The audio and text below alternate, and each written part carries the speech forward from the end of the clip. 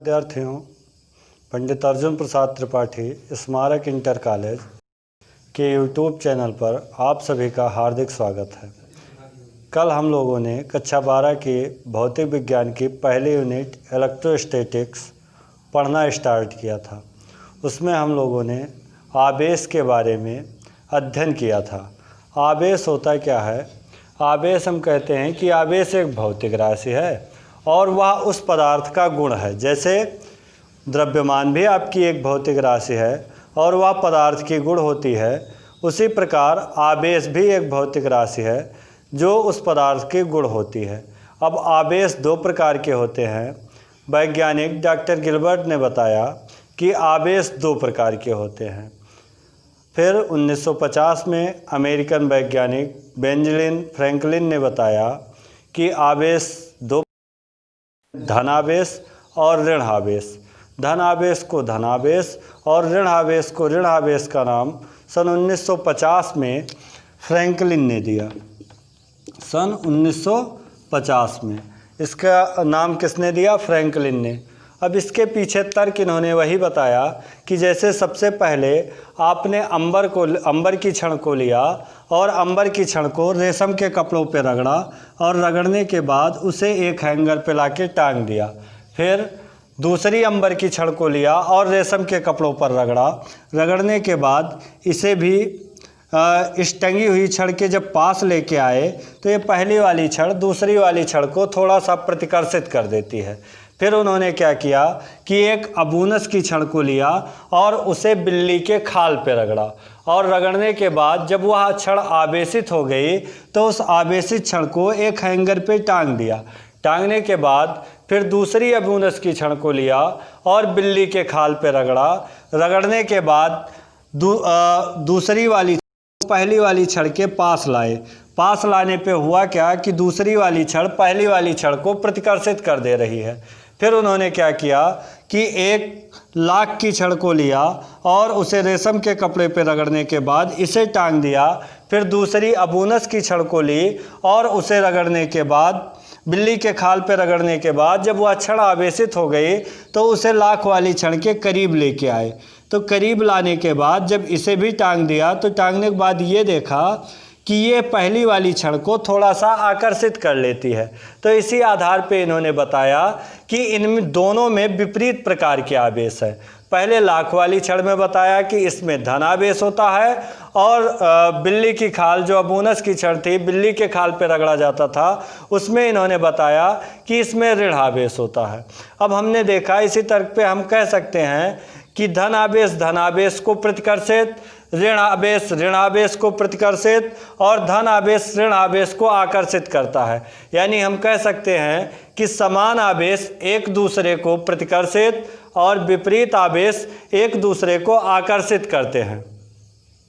आवेश एक दूसरे को प्रतिकर्षित और विपरीत आवेश एक दूसरे को आकर्षित करते हैं।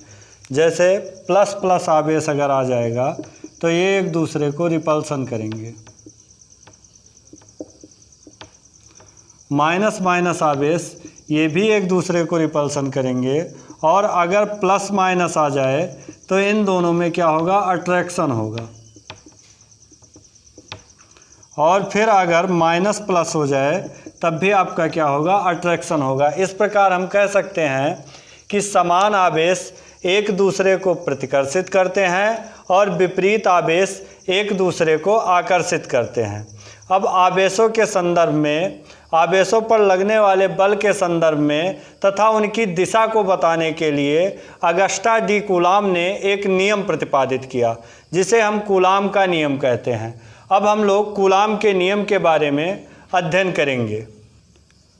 दो स्थिर बिंदु आवेशों के मध्य कार्य करने वाले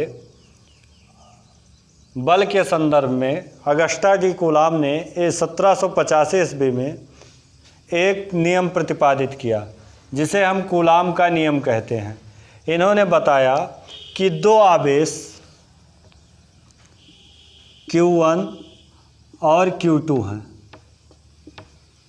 जिनका केंद्र, पहले आवेश का केंद्र Q1 और दूसरे आवेश का केंद्र या सेंटर ऑफ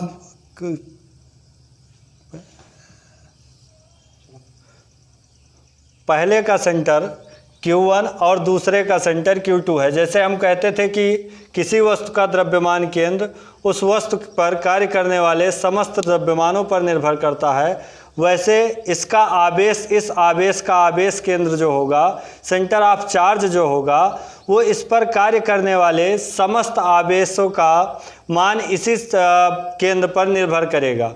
जैसे हम कहते नहीं थे कि द्रव्यमान केंद्र किसे कहते हैं, किसी भी वस्तु का द्रव्यमान जिस भी बिंदु पर केंद्रित होता है उसी को हम द्रव्यमान केंद्र कहते हैं। इसी प्रकार आप आवेश केंद्र कहेंगे कि वह आवेश, उस आवेश का समस्त आवेश जिस पर केंद्रित होगा उसे हम उस आवेश का केंद्र कहेंगे। तो हमने मान लिया कि कोई आवेश Q1 Q2 जिनके आवेश केंद्र Q1 और Q2 हैं, इन पर मान लीजिए दोनों प्लस प्लस आवेश हैं। तो अगर प्लस प्लस आवेश है तो दोनों के मध्य रिपल्सन फोर्स लगेगा, प्रतिकर्षण बल लगेगा। पहले का प्रतिकर्षण बल हमने मान लिया कि F12 मतलब Q1 पर लगने वाला Q2 के द्वारा बल F12 है। इसी प्रकार दूसरे पर लगने वाला बल आपका क्या हो जाएगा, F21 फोर्स Q2 पे अप्लाइड फोर्स किसके द्वारा है आपका, Q1 के द्वारा। तो दूसरा वाला दोनों प्रतिकर्षित करेंगे, यानी दूसरे दिशा में, पहली दिशा में F12 फोर्स है और दूसरी दिशा में आपका फोर्स लगेगा क्या, F21।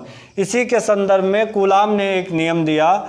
मान लें इनके बीच की दूरी r है, तो उन्होंने बताया कि दो के मध्य लगने वाला आकर्षण अथवा प्रतिकर्षण बल, चाहे यहाँ पे पॉजिटिव चार्ज और नेगेटिव चार्ज कुछ भी हो, तो उन पे लगने वाला आकर्षण अथवा प्रतिकर्षण बल उन दोनों आवेशों के मात्राओं के गुणनफल के अनुक्रमानुपाती, यानी F प्रोपोर्शनल टू आपका हो जाएगा Q1 Q2, तथा उनके बीच की दूरी के वर्ग के व्युत्क्रमानुपाती, यानी F inversely proportional to r square, या F आपका व्युत्क्रमानुपाती होगा किसके, r स्क्वायर के। इसी का उन्होंने नियम बताया कि उन पर लगने वाला बल उन दोनों आवेशों के मात्राओं के गुणनफल के अनुक्रमानुपाती तथा उनके बीच की दूरी के वर्ग के व्युत्क्रमानुपाती होगा। अब इन दोनों को अगर हम एक जगह पर लिख दें तो F प्रोपोर्शनल टू हमारा क्या हो जाएगा, Q1 Q2 अपान r स्क्वायर। इसी को हम लोग क्या कहते हैं, कूलाम का नियम, इतना न्यूटन। अब अगर प्रोपोर्शनल का चिन्ह हटता है तो यहाँ पे कोई कांस्टेंट आएगा। मान लिए वो कांस्टेंट हमारा क्या है, k है। तो F बराबर हमारा क्या हो जाएगा, k Q1 Q2 अपान r स्क्वायर न्यूटन, जहाँ k बराबर F बराबर k Q1 Q2 अपान r स्क्वायर न्यूटन, जहाँ आपका k क्या है, k आपका कांस्टेंट है ही, k बराबर 1/4 पाई एप्सिलॉन 0, और इन दोनों का मान होता है 9.0 गुणे 10⁹ न्यूटन।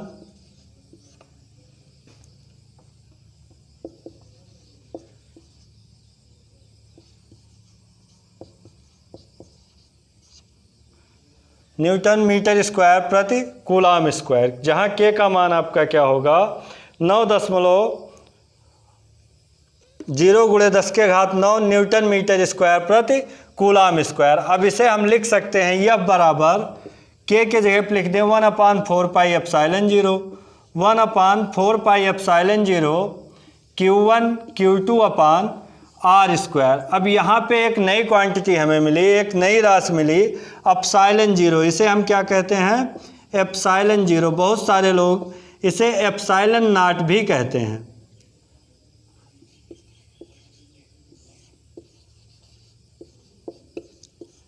एप्सिलॉन 0, ये एप्सिलॉन 0 है क्या, निर्वात की वैद्युतशीलता, इसे हम कहते हैं परमिटिविटी ऑफ फ्री स्पेस। तो एप्सिलॉन 0 के बारे में अब हम लोग अगले क्लास में अध्ययन करेंगे।